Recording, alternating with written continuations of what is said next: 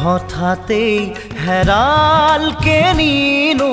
মোৰ চোতালৰে জোনাক ঠাইতেই উচিনা তমসাই আগচিলেহি মোক হঠাতেই হেৰাল কেনিনো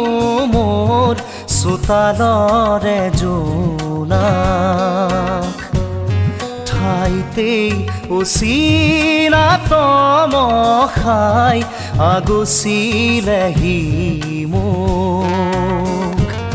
খজল খজল চকু আঘাতে বেৰা বুকু কিদৰে দেখোঁ আনক হঠাতেই